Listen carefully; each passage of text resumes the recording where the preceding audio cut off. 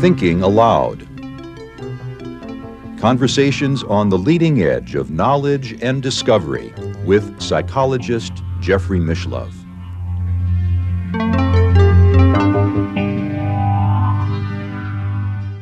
Hello and welcome. I'm Jeffrey Mishlove.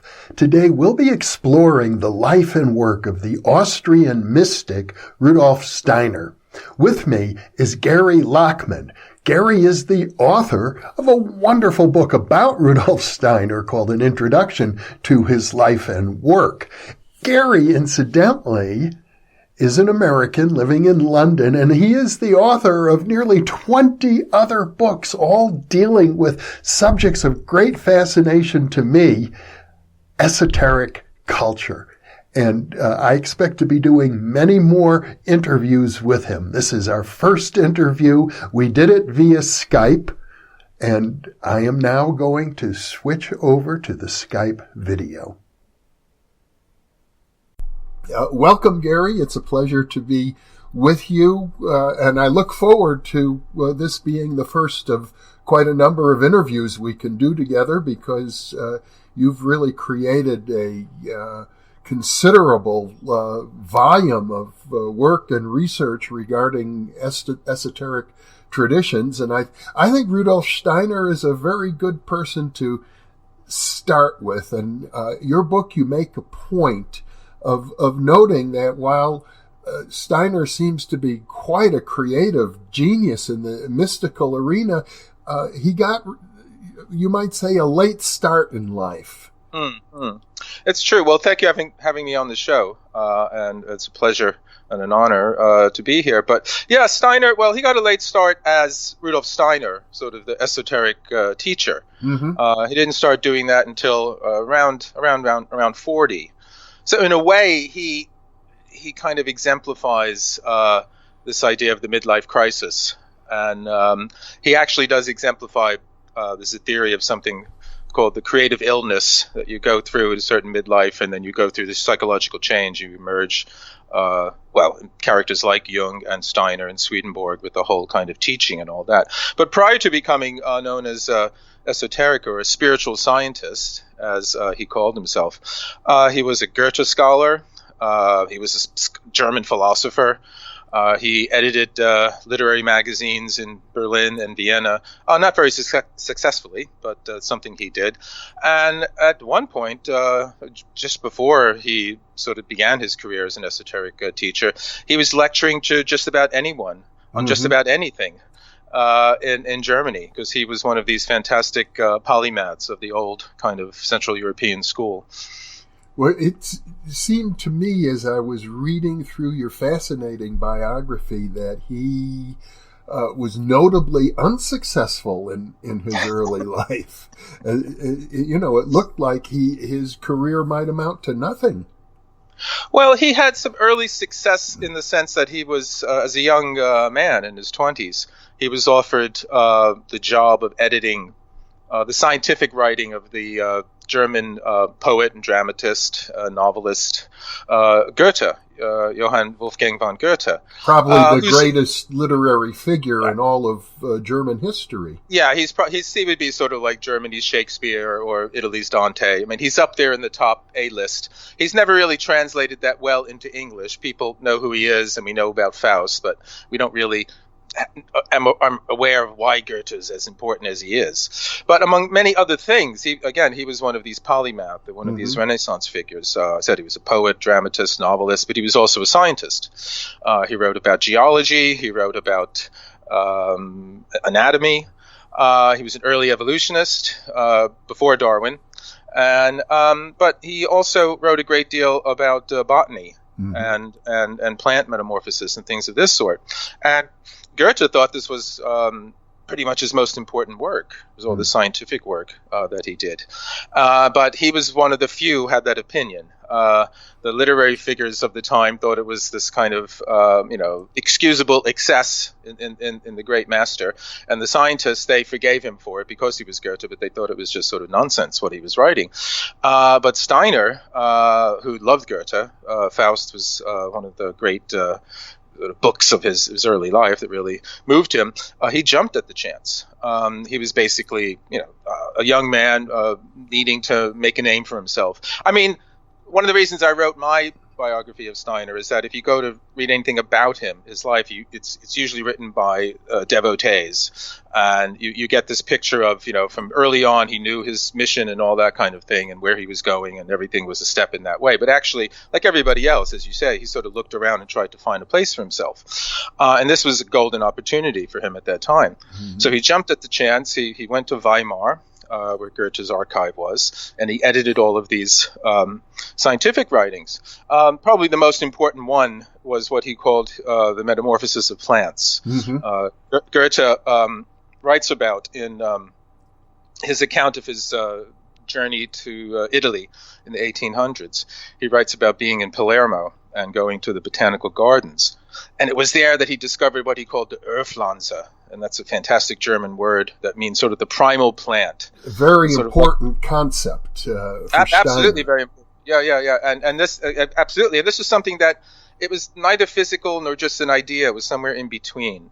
It was some kind of reality that was perceived through the imagination, the trained imagination. Mm-hmm. And it was precisely this that struck Steiner, because up until then, or since he was a child, Steiner had lots of what we would call psychic experiences. Yes.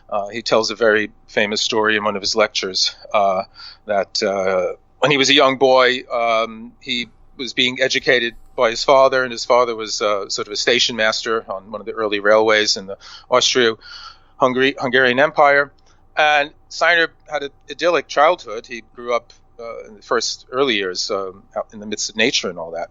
And he became fascinated with, he was able to perceive nature spirits and things of that sort. But he also tells a story of how one day when he was in the station master's, place there, he saw this woman walk into the room and say to him, you must help me now and later in life. And he didn't know who she was. And then she promptly walked into the stove and then just disappeared.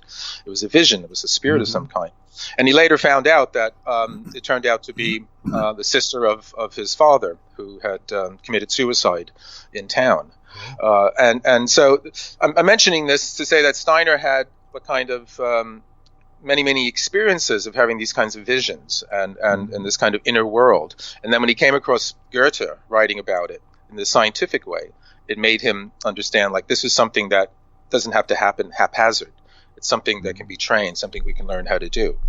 And that was sort of in the background for him for the next 20 years. He didn't really talk about that so much. What he did do is he got these ideas across by writing several books about Goethe's view of the world. Mm-hmm. And if you know intellectual history at this time, this is sort of the late 19th century, Goethe's view of the world was not it was no longer as popular or as important or anything like that. It was sort of the rise of scientific materialism and reductive sort of science. And it was precisely against that Steiner developed Goethe's ideas. Goethe was what we would call a romantic. Well, he's practically invented German Romanticism with his early novel called The Sorrows of Young Werther. Mm-hmm. And this supposedly triggered off a rash of suicides across the continent, because it's a story of unrequited love, and Werther is this very romantic, tragic, poetic figure who is always gushing, going off into these ecstatic states with nature and the clouds and the mountains and all this kind of thing. And for us, who we spend lots of money to go out of our way to go find these remote parts of nature, this was absolutely mad for the time. Nobody understood what this was about. Nobody saw nature in this way. This is why people like Steiner and people like Owen Barfield, who is one of the great sort of expositors of Steiner's work, they basically say that the nature that we experience today, what we understand as nature, was practically invented by the Romantics in the late 18th century. Because before that, people didn't go out of their way to go to mountains or go to the forest or go to these, wild places. They stayed away from that. That was the wilderness. That was, where things weren't civilized. And so Goethe was one of the early ones who he found this terrific expansion of the soul by contemplating the natural world and all that. And so Goethe was a character who does that, but this woman he falls in love with, she rejects him, and in the end he basically sort of blows his brains out and all that. And this wave of romantic passion for love and for nature across Europe. But then Goethe, being who he was, he quickly outgrew this and sort of wrote himself out of it and became this more Olympian kind of classical kind of figure. Now, I'm very interested in the concept of the Urpflanz that you mentioned before, because I know it had a deep impact on Steiner. And my understanding is that what Goethe was intending is that the archetypes that form the essence of his poetry are essentially identical to the archetypal or original forms that are the basis of nature. Yes. I mean, Goethe said art is basically doing what nature does, but a little bit more. Truth for Goethe is this meeting place between sort of the laws of the inner world and the laws of the outer world. Mm-hmm. And when the two come together, this is when truth emerges for Goethe. And this was the kind of science he was trying to get across in an age when what was going on in the inner world was completely, rejected. In fact, you had to get rid of that because that was sort of, messing up this nice, neat, objective world out there that we can observe through a plate glass. And for Goethe, the whole idea was to observe with the same kind of passion, let's say, or the same kind of warmth. This is a word that Steiner carried over. The warmth of the soul when you're observing something, and it will respond. What you're observing to will respond to that, and it will reveal its secrets to you. And there was a kind of inner harmony between what was out in the outer world and what was inside, and Goethe was trying to find that, and he found it in many different ways. There's a famous story when he was traveling, and he was in Strasbourg, which was a city that's always sort of in between being either in France or in Germany for centuries. And the famous cathedral was still being built or was about to be finished. And again, Goethe was a man of many, many interests, and he studied this cathedral, which was up until a century or so later the tallest building in Europe. And he was studying it from all different sides and different perspectives and inside and out. And then later on, the conversation about it, he remarked that there must have been a change in the architect's original idea, the original design of the building. And this was not something that sort of everyone knew, but someone who he was conversing with knew this. And he said, how could you tell? How did you know that this was happening? And he said, well, the cathedral itself told me. And as he observed it with this kind of warmth and this kind of intensity or intention, he could see where it was going in a certain place up to one spot, and then it changed. And he could see where the original tension, it would have done something or other. I don't remember exactly what it was. But again, this was a way of putting himself inside what he was observing and harmonizing his own kind of inner being with its being, and the truth would come out between the two. And this is something that Steiner took and basically ran with it, because what Goethe is talking about, this Urpflanze, or this other phenomena, which is, like you say, it's a kind of archetype. It's not a Jungian archetype. It's not a Platonic idea. It's somewhere. It inhabits the realm that Henri Corbin would later christen the imaginal. It's not the imaginary. Yeah. It's a reality that's in between the physical and the abstract. Well, and that we can enter into with our imagination. It's a very important concept, worth people contemplating. But in addition to being a Goethe scholar, Steiner was one of the early scholars digging into the Nietzsche archives. I think even at a time, Nietzsche is now regarded as one of the great philosophers of the 19th century, early 20th century, but at the time he was relatively unknown, I think, when Steiner began exploring his ideas. Well, I mean, Nietzsche went mad in the late 1880s, and from about 1889 on until about 1900 when he died, he was insane. He had basically more. It was from syphilis. This was what was the most recognized sort of theory, and sadly, he's one of these. Talk about the romantics. I mean, he's one of these tragic romantic figures that it wasn't only until after his death that his ideas started to become more widely known and accepted. While he was alive, one or two people knew about him, but he literally was the loneliest man in the world at the time. But by the time Steiner met him, and I say met because he said when he was introduced to Nietzsche, Nietzsche was completely out of his mind. it's about 1895, his ideas had started to disseminate out into the world, and he was getting this recognition that he should have had when he was sane. And it's sad that at the time Nietzsche was more or less in the care of his sister, who was a out and out anti-Semite. I mean, it was the last person in the world who should have had control over Nietzsche's books and everything after his life, and that's a whole incredible story in the history of ideas.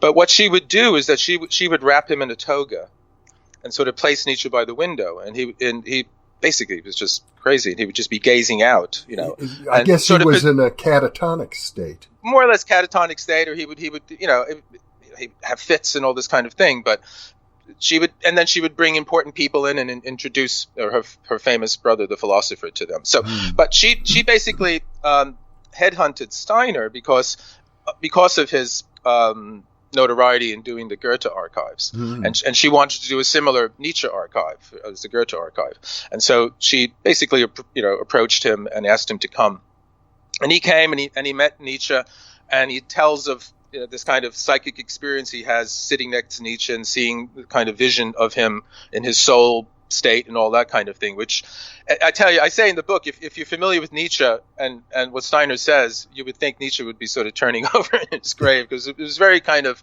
a very, how should we say it, solemn way that Nietzsche wouldn't have appreciated. But Steiner himself had this remarkable facility.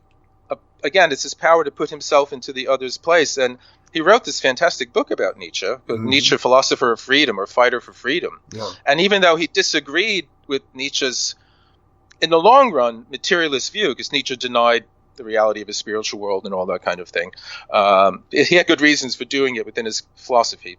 Can't go into that now. But Steiner could understand Nietzsche's the positive side, his obsession with freedom and free thought and casting off the old outmoded ideas and things of that sort. So even though he disagreed with him, he wrote a book that's an excellent introduction to his ideas.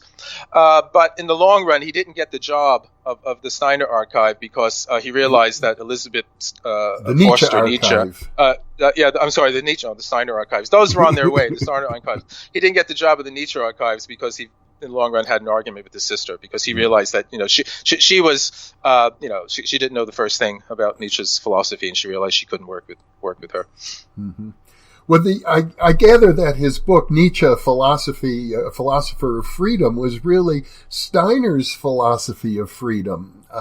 Actually, it's the philosophical basis for all of his later work, and I gather that for him, freedom meant the freedom of the soul to explore realms that we now associate with clairvoyance and mysticism and the paranormal. That's where Steiner was heading, but it never became obvious until he developed an association with the Theosophists.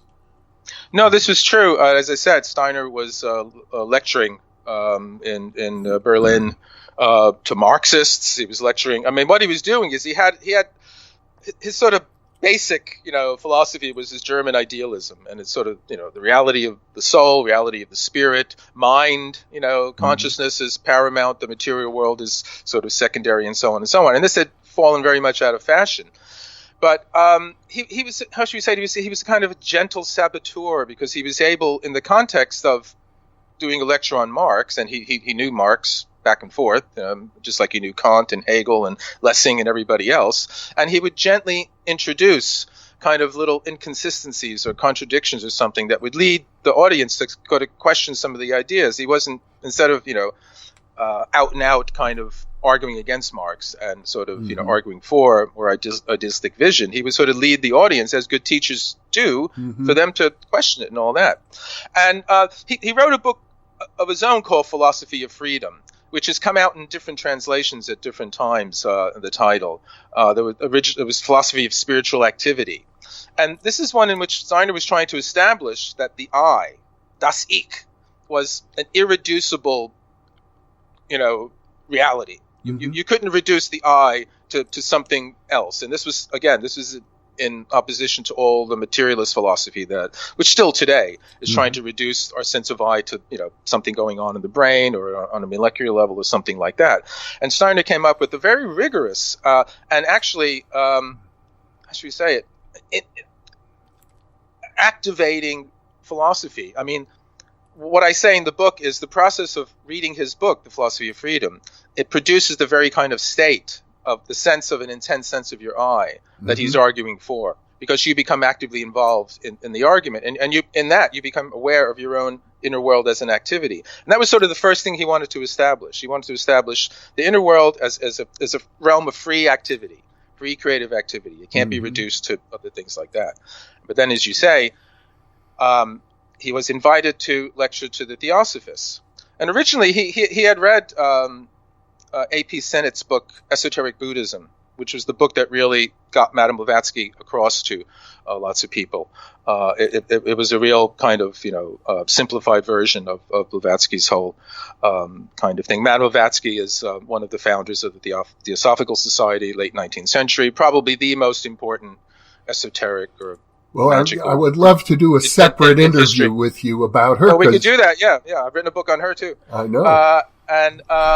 But Steiner was first turned off because he wasn't particularly interested in the Indian, the Eastern kind of thing. He was very much in the Western tradition. He wanted to, when he came out, as it were, as a spiritual teacher, what he wanted to do was do a Christian, Rosicrucian, kind of Gnostic, Hermetic, the whole Western kind of tradition. So he wasn't really interested in but although he did adopt it because he was there. Again, this was something that he was able to do. I mean, the early and great occult historian James Webb, who wrote in the 70s, he said that Steiner basically joined the Theosophical Society in order to take it over, because what he needed was a platform, and he increasingly saw himself as this kind of world teacher, and he wanted to. Here already you had a whole system, a whole platform, a whole network, and he was going to take it over. But he came into clashes with Annie Besant. But in his early books, he does use a lot of theosophical language. You can tell. But then there's a change in about 1912 or something like that. He kind of moves away from a lot of that. Well, when you talked about reading his book on the philosophy of freedom and how the book itself seemed to enable you to enter into the state of consciousness that Steiner was describing, I recall in my youth, I was exposed to Steiner at about the age of 21, and it had a big impact on me at that time. And I started by reading one of his classic books, Knowledge of Higher Worlds and Its Attainment. And I remember now in that book, he actually said, just reading the book is going to change you. That's true. Well, I think what he's trying to do fundamentally is get you to feel your I, your inner world as an activity, as something you do rather than something you have. It's to get away from the passive, because that's what and then that's the next step. I mean, he's arguing against the Cartesian idea that consciousness is a reflection of the world outside, or against John Locke's contention that there's nothing in the mind that didn't get there first through the senses. Yeah. So I'm saying we're born, our heads are sort of like empty apartments, and we have to go to IKEA and buy a bunch of stuff and bring it. Oh, now we got a nice flat or something like that. And Steiner's saying, no, it's actually furnished already. And it's furnished with the phenomena, is furnished with the archetypes, it's furnished with these spiritual realities that we come into the world. And that's what he generally starts to move towards, I recall being very moved when he described every single thought as a spiritual entity. Exactly. I said he's remarkable because one of the earliest, along with this vision he had of the women walking into the station and then seeing the nature spirits out in the mountains and woods, mathematics had an incredible impression on him, much like Bertrand Russell, but the response was very different. I mean, Bertrand Russell was very young. I don't know how old he was, and he read through Euclid, all that, when he was 5 or 6 or something. But Steiner also came upon mathematics, and what it meant for him was that, this basically you're saying, the experiencing I'm having about having this inner world, perceiving these inner realities, this is about that. And in the sense that mathematical realities are something that we can perceive without having any contact with the outer world. Yeah. You can understand what a triangle is without having to have an actual triangle. And any actual triangle that you will encounter in the world, and any triangle that you and I might be thinking of now, for Steiner, it's the same triangle. This is a kind of Platonic reality that through mathematics he felt. So this was a spiritual reality, and he does talk for us in a rather overblown sometimes or kind of purple language, but he does talk about the inner world was not just a place where thoughts just kind of came up. It was sort of this kind of inner landscape where spiritual soul beings could emerge. And he was, numbers for him were like that. And thoughts were, like you say, thoughts were like flowers and trees and things growing, inside. And of course, he seems to be squarely, from your description, in the Pythagorean and Platonic tradition here. Oh, yeah. I mean, very much. He's very much in the Western tradition. I mean, he'll later give lectures on how people like Pythagoras and Plato, how their place in the tradition from his point of view of this kind of spiritual history, because he takes over from Theosophy the idea that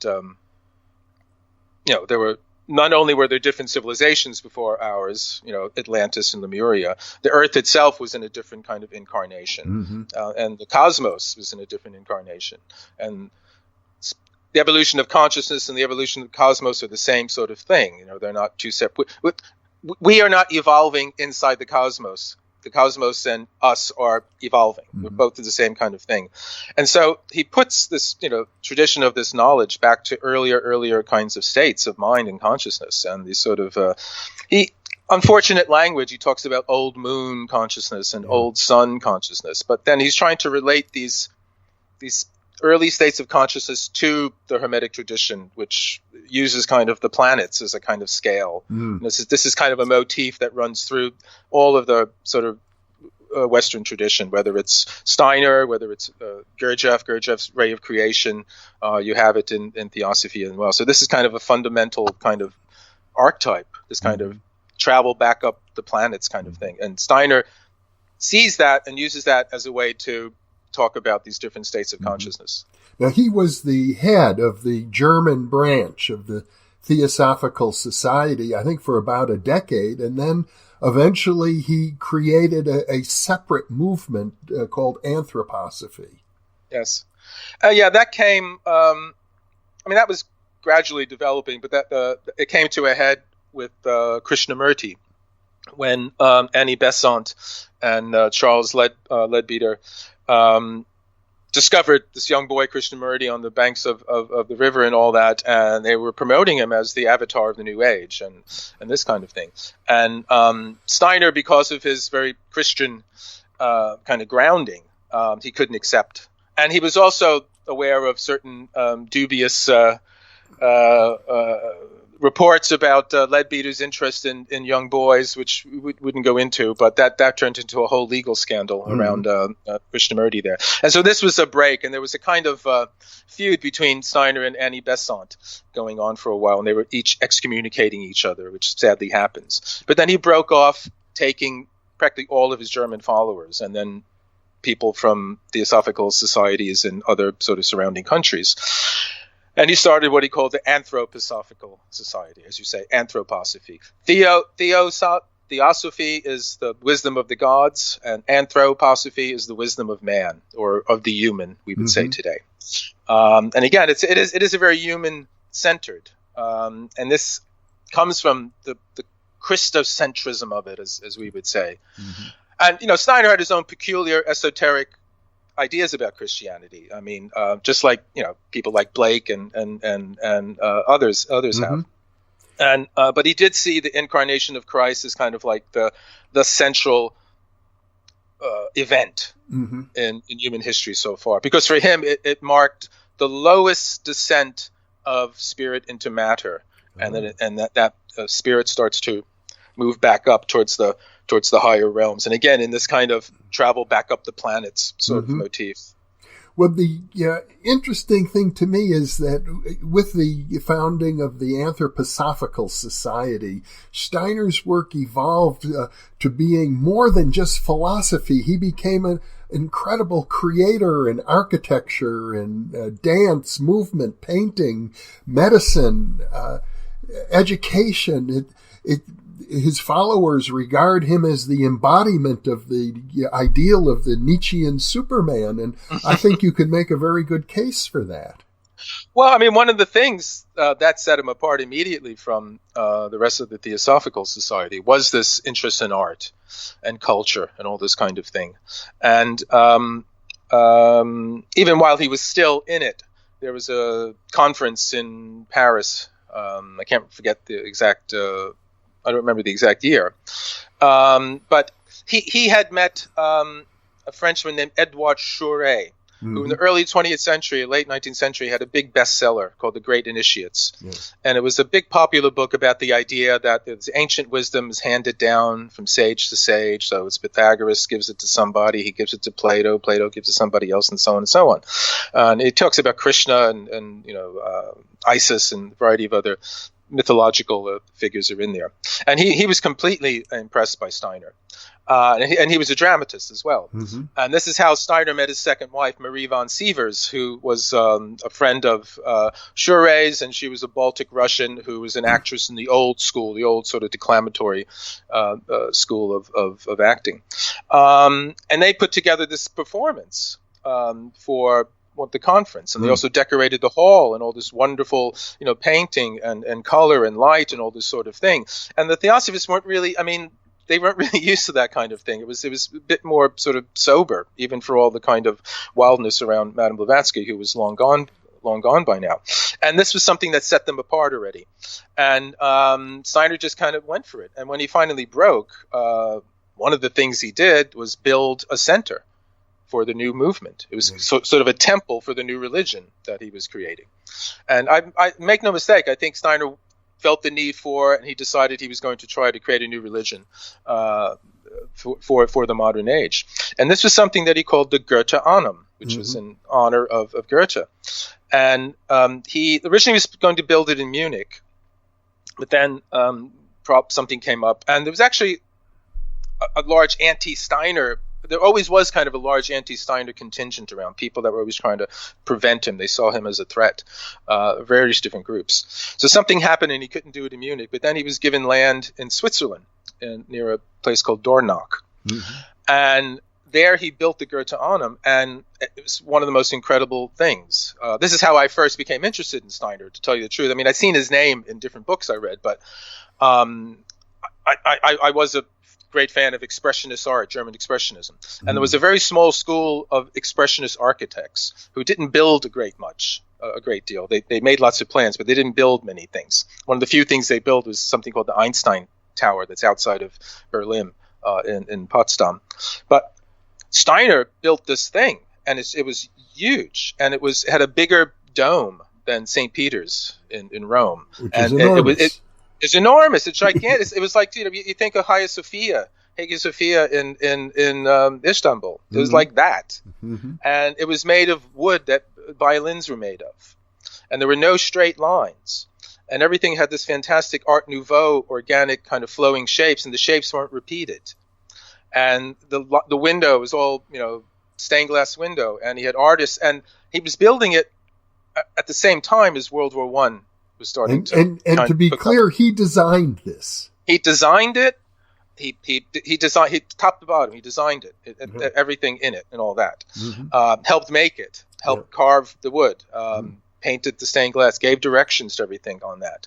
And this is all through his. He had all these ideas about how the shape would draw down the cosmic energies, and people entering into it would feel, just by entering into the building, they would feel something different. And all that. And in fact, when he first, in many ways, it backfired, because when he did bring people in, it was so strange to them that many of them didn't know what to make of it. And when I saw photographs of this thing, I thought, God, who made this? Who designed this? Because it was something out of some fantasy kind of, romantic, weird kind of novel, and suddenly it's for real. I mean, sadly, it burned down, and there's a whole story around that.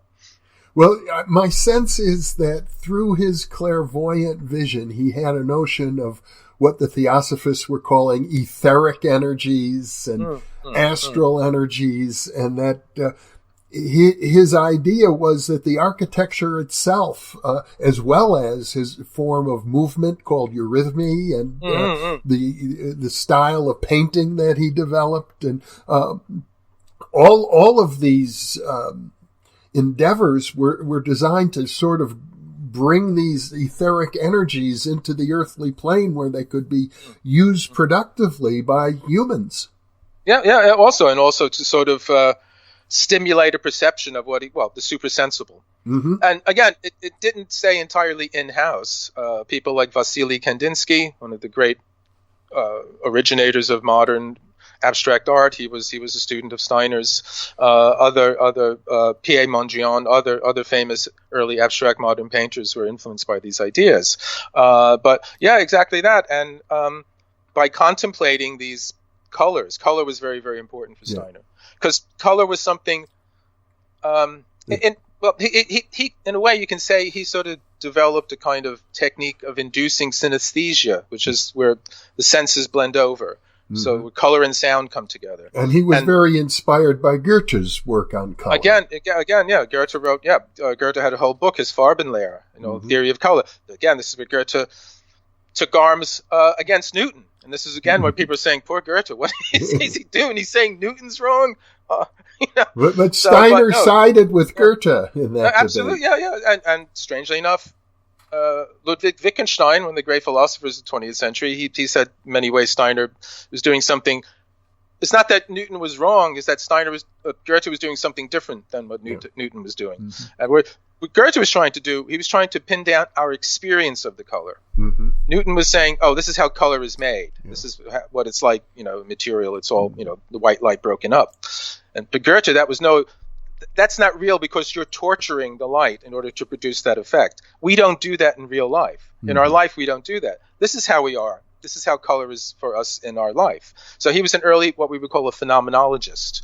He was trying to study the phenomena experiencing the color, not trying to come up with a reason for it or explain it away in terms of something. And Steiner took that, where Goethe, in many ways, Goethe sort of stopped there. He was happy with this is the world around me, this is nature around me. I'm not looking for anything behind it. I'm not looking for any deeper. He was spiritual, but he wasn't spiritual in his looking. He was like, it's all here. Goethe said, nature has neither the kernel nor shell. It's both. Everything is always there at all times. There's nothing hidden. And Steiner kind of just took it and went further with it. Went deeper and starts using these experiences as platforms to start to describe and enter into these spiritual worlds. Because if you practice the kind of exercises that he talks about in the book you mentioned earlier, Knowledge of the Higher Worlds, one of the first things that comes across is this experience of color in your dreams. You start to have dreams with stronger experiences of color, and this is supposed to be an indication that your consciousness is entering into the higher realms and all that. Well, one of my senses of why Steiner was so extremely creative in this period is that he had a community, a large community around him, so he could work with medical people, he could work with economists, he could work with politicians, he could work with educators and farmers, and they would come to him for essentially philosophical insights, and he provided it to them, and they would run with it and develop industries. Oh, it's just true. I mean, Steiner was one of the most practical or practically successful in a practical way of the great esoteric teachers of the 20th century, I would say. I mean, one of the first things he did in that realm were the schools. We call them Steiner schools. It's Waldorf education. I just was in Stuttgart on my way somewhere else to give at a conference. And Stuttgart was where the first Steiner school came up at the Waldorf Astoria Tobacco Company. And Steiner had people involved in there. The owners of the company put up the money to start the school. And Steiner had a whole technique and methodology of education. And during his lifetime, he was known as an educationalist. I mean, as well as, being known as a spiritual teacher. But there's in the early 20s, he was in Manchester, here up in the north, and along, I don't remember the names, but along with other well-known educationalists at the time. And there was nothing said about his esoteric or occult ideas. They were all talking about him as educational ideas. He was up there with Montessori and all that kind of thing. So that was one of the first things he did. And then after that, it started to take on a very practical kind of life. And that was one of the results of World War I. Because after World War I was saying, Steiner, the Goethe Annum was built by people from all of the combating countries. Yeah. So you had English, you had Germans, you had Russians, you had Austrians, you had everybody there working. So it was supposed to this unified symbol. But after the war, Steiner actually he was an important political figure for a while, because he wrote a book called The Threefold Commonwealth, which was a kind of reconstruction plan for post-war Europe, and it became a bestseller on the continent in German-speaking countries. And he was lecturing on it around German-speaking countries, but he also had anthroposophists were getting on to local, election platforms to try, like the Green Party today or something like that, doing that there. And he again, this started to get political opposition to him. Marxists were coming, proto-Aryan, proto-Nazi groups coming back after World War I, feeling they got stabbed in the back and all that kind of thing. And that's a whole other story too. Steiner was accused of being responsible for Germany's loss of the war because he gave the general in charge the wrong advice or something like that. It's all wrong. It's all mixed up. But again, this was something that people had against him at the time. And in many ways, it seemed like whenever he started to get a bit outside of the niche where he was into the real world, forces came up to kind of block him in some ways. And there was assassination attempts on him later on and all that. But, from the political, the educational, then with architectural, painting, one of the last things in that sense was the biodynamic farming, was the agricultural ideas he had. And today that's huge, that's big, and this is well ahead of what we call organic farming and all that sort of thing today. And it's just remarkable how many of the things that they're still around, and that's one of the reasons why I wrote the book, is that my children were going to a Steiner school. Their mother was very interested in it, and I kept talking to parents I met at it, and they didn't really know much about him. And then they also thought, as I said, when they looked at the books about him, they all seemed a bit like, well, you kind of have to join the cult, kind of, to like, and they just were interested because they thought the schools were better than the state schools and all that. Yeah. And I realized there are a lot of people out there that are sort of, they're in touch with Steiner's things through the schools or something else, but they don't have a general idea what he's about. And so that's why I wrote the book, was to do that, because you can know him in all these different ways. And I think these days, a lot of how should we say it?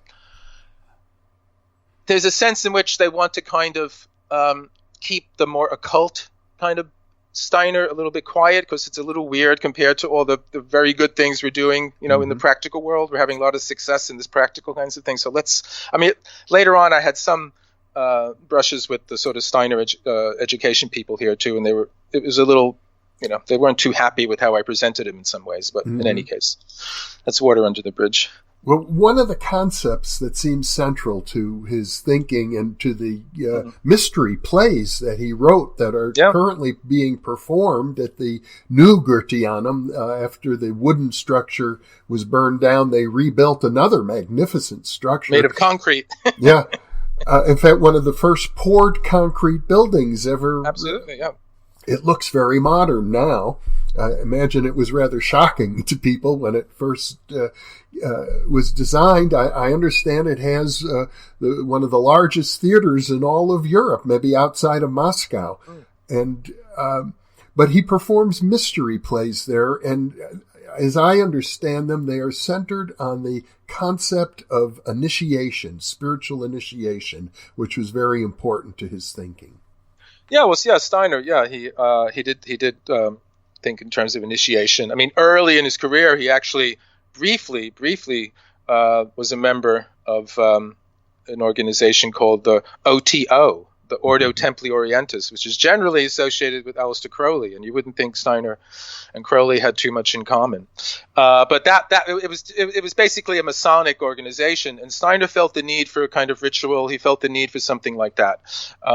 He was very religious when he was a young boy. He took part in the Mass and all that. He grew up Catholic, even though he was accused of being Jewish by different groups at different times. But he was a good Catholic, and he was sort of altar boy and all that kind of thing. So he had a personal like and a respect for ritual and all that kind of thing.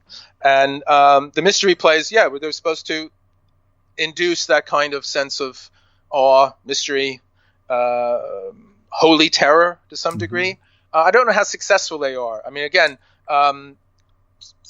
this is one aspect where it can come across as a bit solemn. It can come across as a bit sort of like Sunday schoolish. As a very, it's this, I think, sadly was the influence of his second wife, Marie von Sievers, because she came from an old school of acting. I mean, the time when Steiner was editing literary magazines and things of that sort, this was like the people like Strindberg and Ibsen, Bernard Shaw, others like that, where it was much more modern. It was much more about modern events, and much more people could relate to it rather than this more theatrical kind of thing. But Marie von Sievers was more in that school, and I think Steiner influenced by that.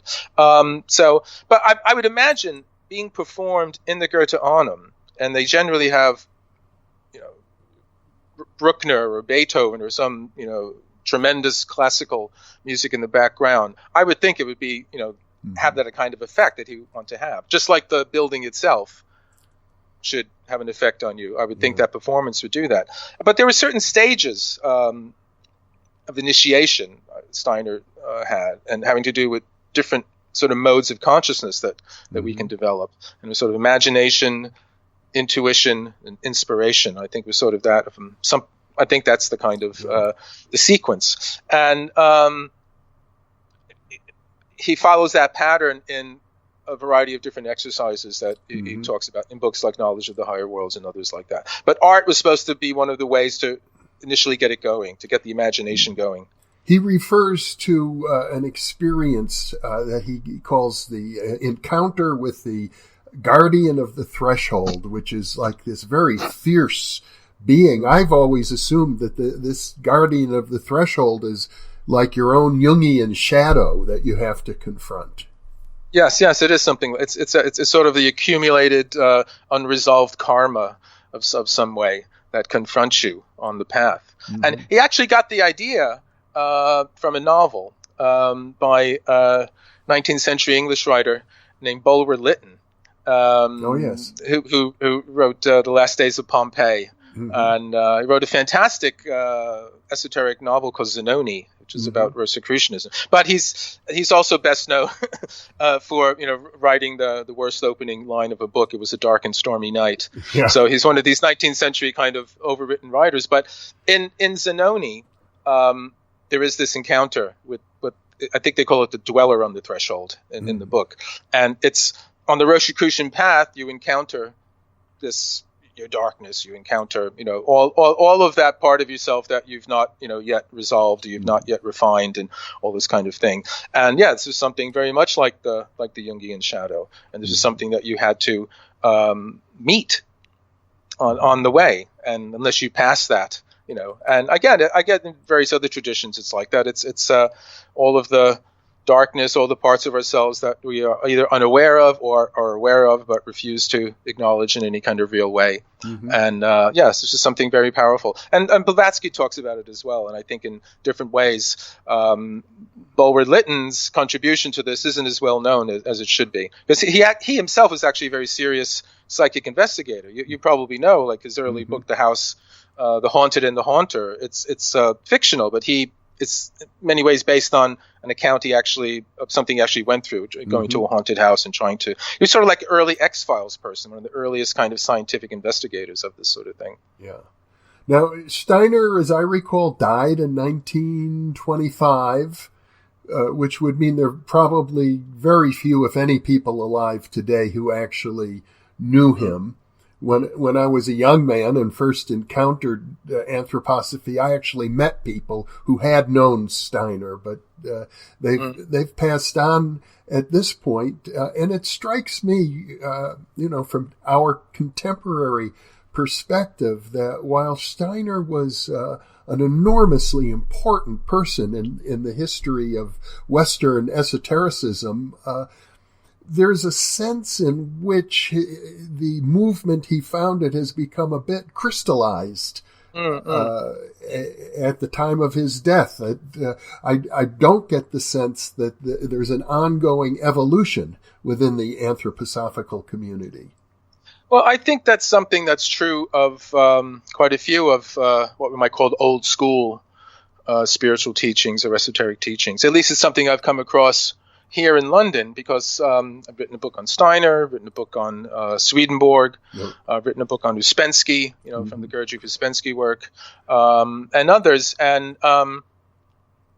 the general average age of people coming to these things is tending to be in the 60s and 70s. I just was at a conference in Germany. It was a different group. It was a Rosicrucian group, but most of the people there were around that sort of age.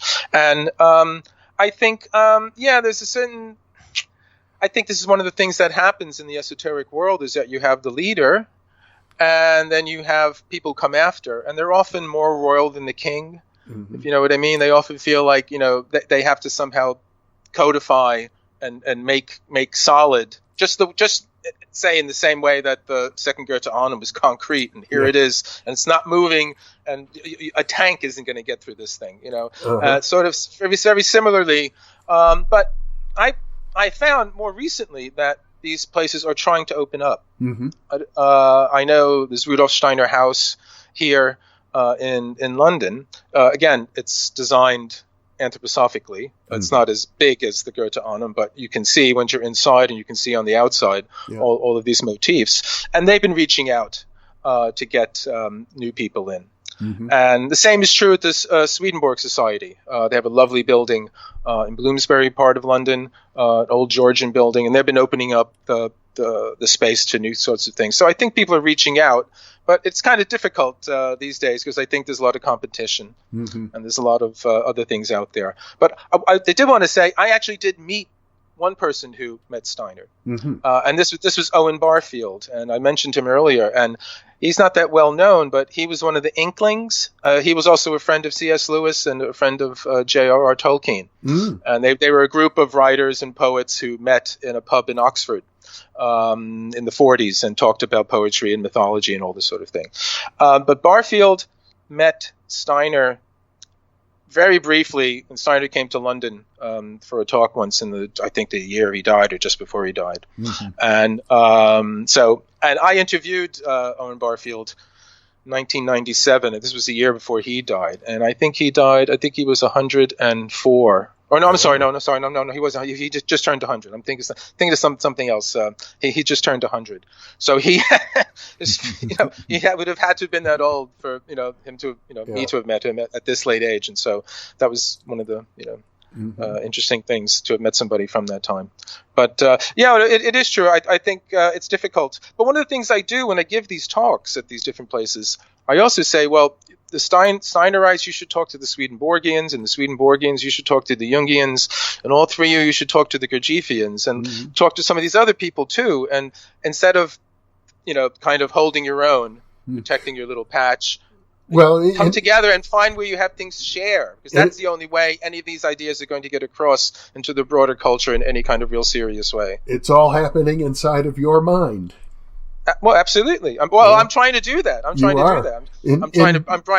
trying to show, well, this is like that, and okay, does it? And again, you don't have to buy to get something out of Steiner. You don't have to buy everything. Yeah. It's not. It's like you can pick and choose. I mean, people have said, well, you basically you focus on his early. I focus a lot on the Goethe period because I think in many ways philosophically, and that's my interest. Well, Gary, I think you and I have one thing in common, which is this sensibility that we are the inheritors of all of the world's esoteric traditions. And I think we have a responsibility to make an effort to digest them and to pass on that synthesis. Absolutely. And also to bring it into the mainstream conversation. I mean, Goethe influenced Steiner. Well, Goethe is part of the mainstream, conversation. And we all know people like William James and Henri Bergson from the early 20th century or late 19th century. These are famous Nobel Prize winners. William James, famous American philosopher and psychologist. He was deeply interested in all this sort of stuff, mysticism and all that. And he wasn't afraid to talk about it out in the open and all that kind of thing. Now, if you mention it, you lose your tenure at some kind of academy or something. That's very unfortunate, but I know Steiner still is influential. Saul Bellow, for example. Absolutely. The great novelist was very devoted to Steiner. Yeah, he was. In fact, Bellow engaged in a kind of correspondence course in Steiner with Owen Barfield. And I think it was Humboldt's Gift, the novel is, where he talks about practicing some of the Steiner exercises and things of that sort. And he was also interested in Schwala de Lubitsch. Saul Bellow. He wrote an introduction to a biography of de Lubitsch. So again, these ideas, they're there, but I think it is important to find the kind of, minimum working hypothesis, let's say, that they all kind of share, that, we can all come away from. So, I mean, there's a great deal of Steiner, like the Christocentrism of Steiner stuff. It doesn't bother me one way or the other, but I don't feel you really have to accept that in order to understand what he means about imaginative perception or, imagination as a form of knowledge. You can get that without having to accept. And you don't have to accept all the stuff about Lemuria, Atlantis, and all that kind of stuff either. It's fun to read, but it doesn't have to be exactly like that. Well, it's very interesting, Steiner's theology, where he puts together a trinity of Christ, Lucifer, and the Persian deity Ahriman. Yeah, this is, I mean, he sees, in general, he kind of sees a polarity at work between Lucifer and Ahriman, and you can say Lucifer is kind of overweening pride and the sense of I could do it alone, and Trump is very Luciferic, we could say, very self-confident kind of thing, and Ahriman is very heavy. It's materialist. It's kind of dull. It's basically keeping everything in kind of conformity, and between the two, it's a figure that Steiner calls the representative of humanity, which is Christ. And it's supposed to be the unification of these two polarities, and they work in different ways. And again, that whole motif is across the board in Steiner's ideas. You see it a lot in the anthroposophical medicine, the difference between sort of inflammation and sclerosis. There's either you're too hot or you're too cold and hard, and it's kind of, and you can see that in Indian rajas and tattvas and all that kind of stuff as well. So it puts it together. But yeah, this is a fundamental kind of polarity. And Steiner saw, well, he had a vision of the coming age, the coming century, and it's almost 100 years now since he died. Not quite, but almost. That the West, something was going to happen between the West and Russia. So there was some Russia was supposed to be able to somehow come up with this third way that was going to between the West and the East. And you have the West and and then the East, and Russia was supposed to somehow be some way to unify these kinds of things. And he was very influential in Russia. And there's a famous lecture he gave. It wasn't in Russia; it was in Paris in about 1906. But the creme de la creme of the Russian intelligentsia were at this lecture. And anthroposophy was very, very influential, even up until the revolution, and even after the revolution for a couple years. There were anthroposophical groups trying to work with the Bolsheviks and the early Soviets and all this kind of thing. But Steiner had high hopes for something new to emerge out of Russia in the early 20th century, to somehow find a middle way between the East and the West. And then it was cut short by the Bolsheviks coming in. Yeah. And he thought, there was a Russian philosopher named Vladimir Soloviev, who was very influential. Dostoevsky was a friend of his. And he had this whole idea, this integral kind of philosophy, bringing together, both, what we were talking about. And oddly enough, he is on Vladimir Putin's reading list these days. Oh. a few years ago, Vladimir Putin gave out to his regional governors a list of books they should read, and one of them was a book called The Justification of the Good by Soloviev, and it's this.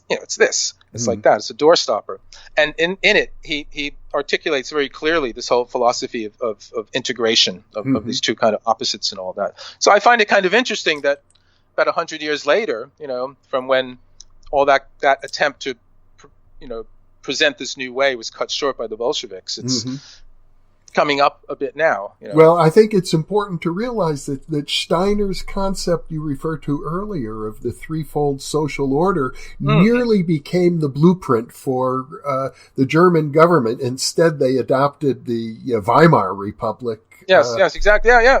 No, I mean, these ideas go back to Plato. I mean, the threefold sort of idea goes back to sort of Platonic, the Republic and all that sort of thing. So, it again, if you go back and you look at what was happening just after the war in Europe, Steiner was incredibly popular. That idea could have got picked up. I mean, I'd say in the book there were some lectures where the queue or the line went out the door and around the block and all that, and traffic was stopped and all that kind of thing. So he was the man of the hour for a while.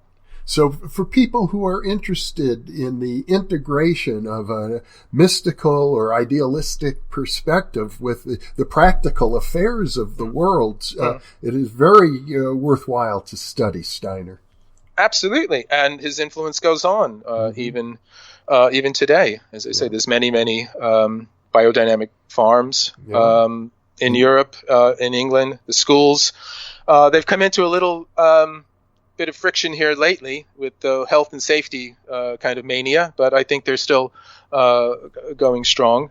I believe the Waldorf school system is the second largest private school system in the world. Yes, it is. It's enormous. I mean, and it's produced quite a lot of good people that go out into the world and actually try to, again, it goes back in some ways to Plato's ideas in the sense that education should be about producing a good, rounded person who could go out and take an active role in the society they live in, And I think that's something that the Steiner schools aim at. I was very struck when I was a young man in my early 20s. I encountered the Anthroposophical Society in Milwaukee, Wisconsin. And there I met a young woman who had gone through the Waldorf schools her whole life. And I was really struck because she was physically, I would have described her as very unattractive, but there was something about, I would call it her etheric energy, which made her extremely attractive to me. Well, she probably had, something going there. Her astral body. sending out the right signals. Something about the Waldorf education. Yeah. Well, I think it's about unifying. It's also about, one of the strange things they do, strange by normal standards, that they don't teach reading until the age of 7. Yeah. And this, for Steiner, has something to do with the second set of teeth coming in. Yeah. And actually, I recently saw some neurological reason for that, and I should have noted it down. I don't remember it now, but there was something about reading and the teeth that there is some neurological connection, and I don't see how Steiner could have known this. It's something he must have just known from experience, because he was a tutor for many years. Yes, and he tells a story where he cured a boy who was mentally retarded.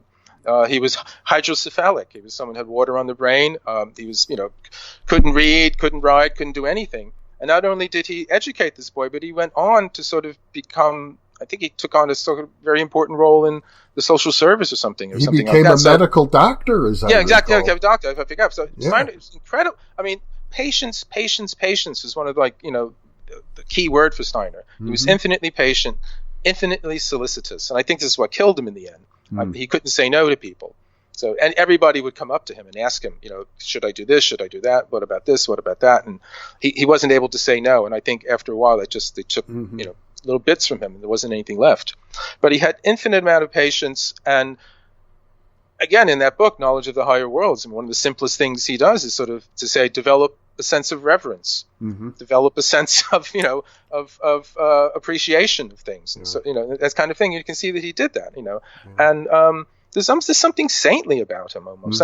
There's a interesting book by the psychologist Anthony Storr. It came out about 20 years ago, called Feet of Clay. That was what it was called here. I don't know what it was called in the States, but it was the study of gurus.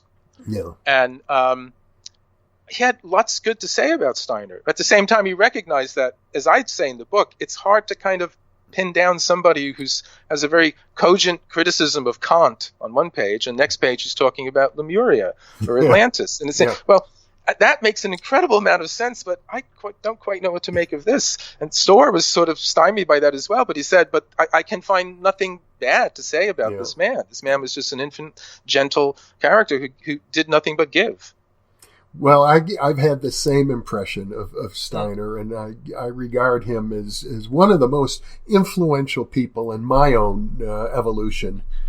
Well, Gary, thank you so much for sharing all of this. This has been so stimulating and delightful. I look forward to many more conversations like this with you. Oh, well, thank you, Jeffrey, having me on. It's been wonderful. And yes, let's do it again. I'm looking forward to it. Okay. Great to be with you.